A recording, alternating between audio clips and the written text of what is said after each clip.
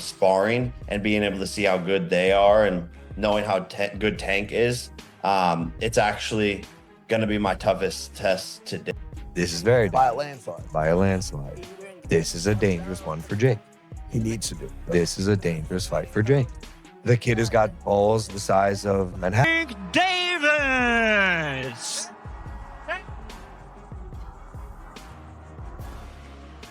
£135. Logan Paul has openly expressed concern about his brother Jake stepping into the ring with a newly transformed Gervonta Tank Davis, describing the matchup as dangerous and possibly Jake's most difficult test yet. Logan noted that Davis has bulked up and refined his skills, becoming a far more complete fighter than most fans realize. Drawing from his own experience against Floyd Mayweather Jr., Logan compared Davis's current style to a prime Mayweather, fast, precise, and incredibly intelligent inside the ring. He warned that what might look like an advantage for Jake on paper could quickly turn once the first punches are thrown. That's why Logan admits he's truly worried about his brother's safety and what this fight could mean for Jake's career going forward. Hey, Davis has been confirmed.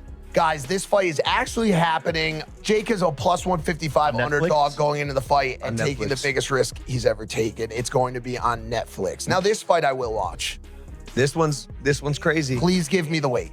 Please give me the fucking weight. It's an exhibition. There is no weight. There'll be no guideline. There'll be agreed weight. A range? Yeah, there'll be agreed weight in the contract. It has to be.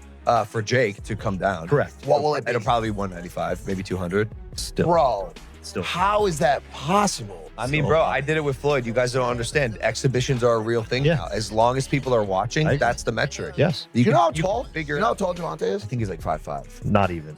He's probably 5'4".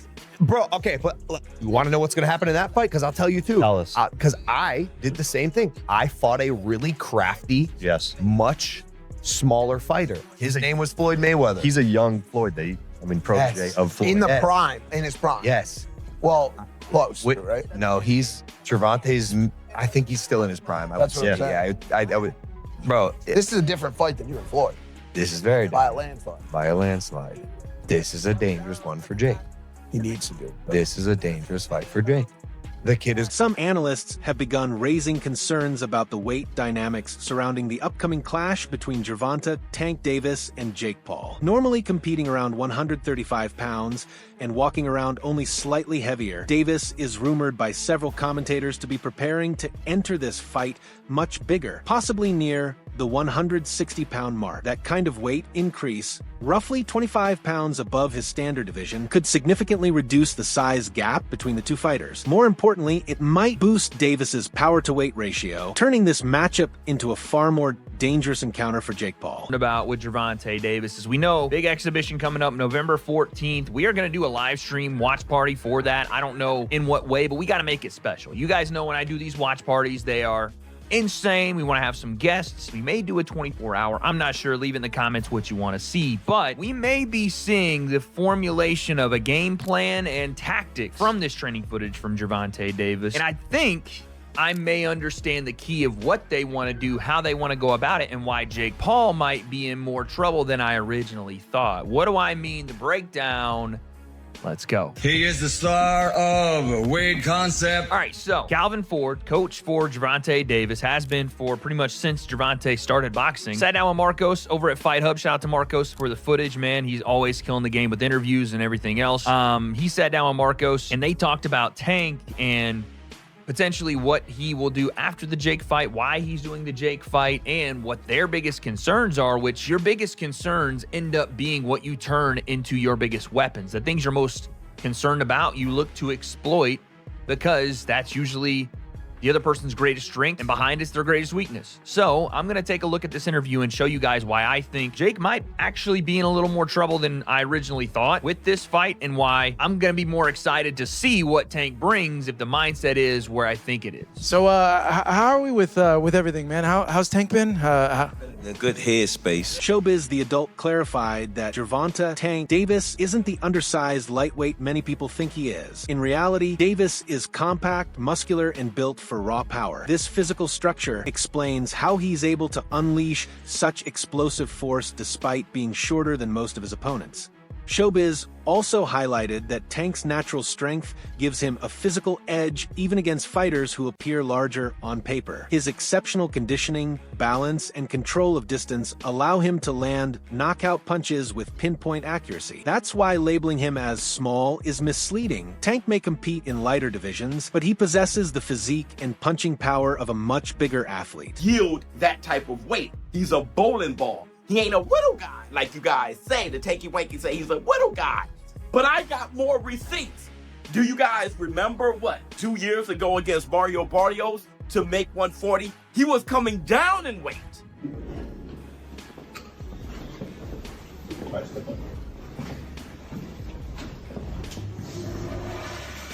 $144.1.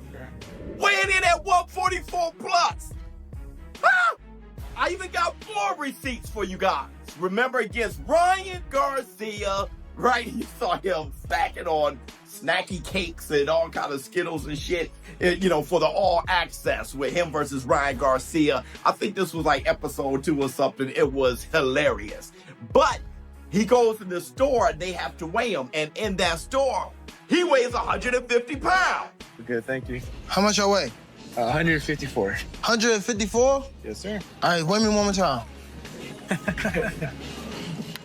All right, 150. 150? Well, how they doing? All right, bet. And then the most famous audio leak that the War Room made famous that we sent out and it went viral when Team Tank said that Gervonta Tank Davis walks around at 160 pounds. He ain't gonna never want to fight at 135 again. I mean, he will, but I'm saying, like, it's such a big company, man. What's his walk around weight in front of, like, 125? No. Walk around? Like, just, you know what I mean? 160.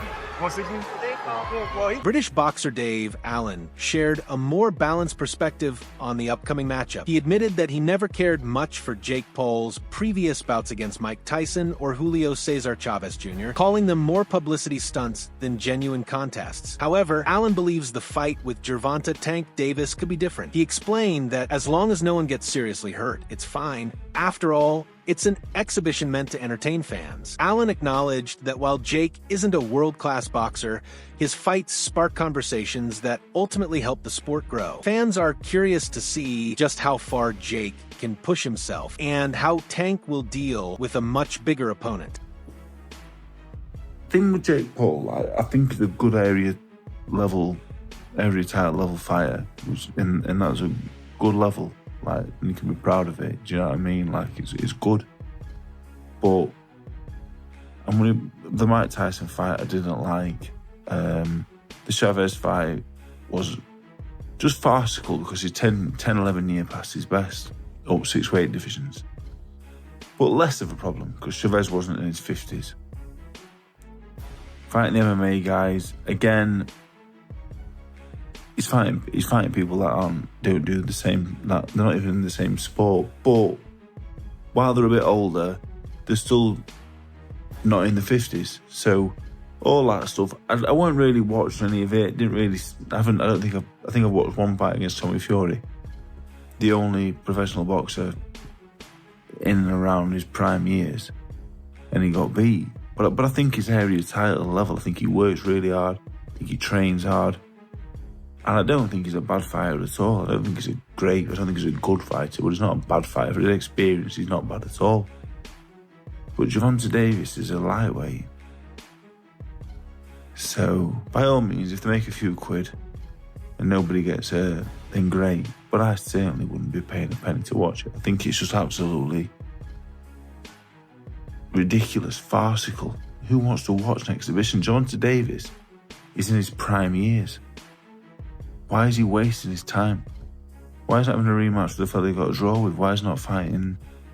Why is he not going up a weight and fighting Lopez and Garcias and them fighters. Claressa Shields has voiced sharp concerns about Gervonta Tank Davis's next move as his high-profile showdown with Jake Paul draws closer. She questioned his decision to hint at retirement so soon, arguing that if Davis truly sees himself among boxing's elite, he should be pursuing marquee opponents like Shakur Stevenson or Teofimo Lopez. Shields, along with several other boxing analysts, believes that by stepping away from those challenges, Davis risks being viewed as avoiding true competition in favor of high-paying crossover bouts. However, others have noted that Davis has faced serious mental and emotional challenges in recent years, factors that could be influencing his choices more deeply than most fans realize. Gervonta got skills out this world. He's a scary dude.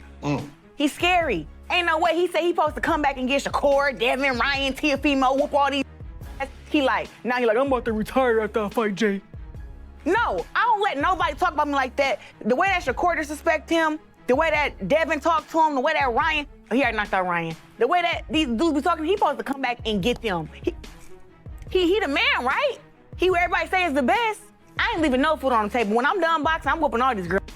They all getting beat. You said you can beat me? Oh, okay, I'm gonna figure out what. Robert Garcia offered a thoughtful veteran's take on Gervonta Tank Davis's upcoming clash with Jake Paul, suggesting that while there's nothing inherently wrong with Davis accepting the fight, the timing is questionable. Garcia noted that fighters who reach legendary status usually take on their most defining challenges after their legacies are firmly established. In Davis's case, however, the major matchups that could solidify his greatness, such as bouts with Shakur Stevenson or Devin Haney, remain unresolved. From Garcia's perspective, the Jake Paul fight feels more like a flashy detour than a genuine step toward boxing immortality. By prioritizing spectacle over substance, Davis risks weakening his standing among boxing purists. As Garcia put it, this move might seem less like writing the next chapter of his legacy and more like skipping an important one. But I don't know, what's your just take on the whole thing? I'm not very interested. That doesn't excite me. I know it's going to do really good numbers. I know they're making a lot of money, which is good for them, good for Tank, because in boxing, that's what everybody looks for. I think it's, the good thing is they announced it as an exhibition, which is, I'm okay with it. Everybody does it. Mayweather has done it. Ali did it. The only thing, my personal opinion is Tank, they all did it when they had already accomplished so much. They already did so much. Mayweather did everything in boxing and accomplished everything. Muhammad Ali did the same, and many others that have done it. I think Tank never gave us the fights that we really wanted, never really gave us those challenges. He never really challenged himself. He didn't give Rhodes that rematch, which he should have. Mayweather did it when he had a hard time with Maidana and Castillo. Right away, he did the rematches to prove everybody wrong, and look at what he did. He beat him clearly. So Tank should have done the same. He didn't.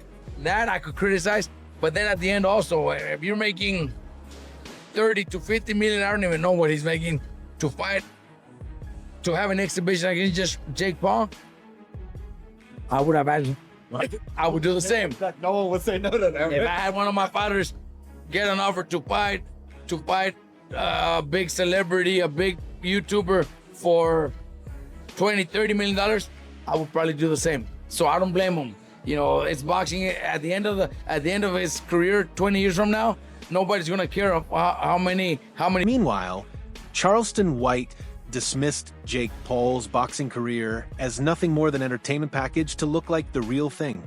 He argued that none of Jake's past fights have carried the authenticity of a true professional contest. Instead, they're carefully orchestrated exhibitions designed to generate views and money.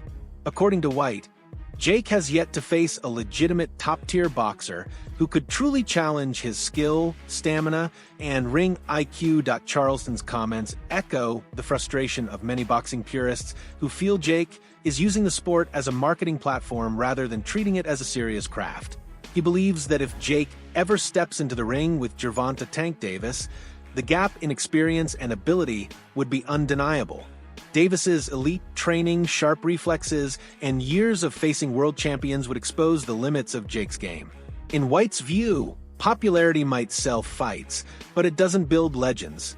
Real greatness comes from real battles. Who will win in this fight? Jake Paul or Tank Davis? It's a legit question. And I actually want to really hear your thoughts on who do you think is going to win. Because I know what Vegas is saying, but I want to know what you think. You got Personally, I think Tank too little, bro. Yo, I think Tank too little. I'm so glad you have a brain on your fucking shoulder. I think Tank too little. I said, bro. I think Tank's too little. That's what I'm saying. They have weight classes for a reason. Davis They have weight classes for a reason. 5'5", 135 pounds. Jake Paul is 6 feet, 205 pounds. That's what I'm saying. Bro. He's too 6'1", little. 205. Everybody's like, yeah, bro, but Tank it only takes one good punch. Yes, it takes one good punch when you're about the same size. There's a 60, 70 pound difference in weight with these people. I don't think nobody puts the physics in mind. Jake Paul gets punched in the face by dudes 200 pounds with all their might on a weekly basis. 135 pound puncher, bro. If y'all remember the Mayweather versus Conor McGregor fight, Conor walks around like 180 on the regular. He's like 5'9", 180. Mayweather's like 5'7", 145. That 30 pound difference, bro. If you remember that fight, Mayweather was putting mittens on Conor. Guess what happened to Conor? He didn't hit the ground once. No. He lasted all 12 rounds getting hit with flurries. I'm talking about Mayweather was having his time. He's being cocky with it, hitting him with all kind of combos. And we're watching the last 3 rounds of that shit like, yo, knock him out. And you know what? He could not knock him out because Conor gets punched by people that are 170, 180 pounds on a regular. And just that 20, 30 pound difference, it was like impossible for him to do anything. That's exactly. However, not everyone is convinced that Gervonta Tank Davis can defeat Jake Paul. Some analysts urge fans to stay realistic and remember that weight classes exist for a reason. They argue that Tank's power and explosiveness are unmatched in the lightweight and super featherweight divisions, but stepping in against a naturally heavier opponent like Jake changes the equation entirely.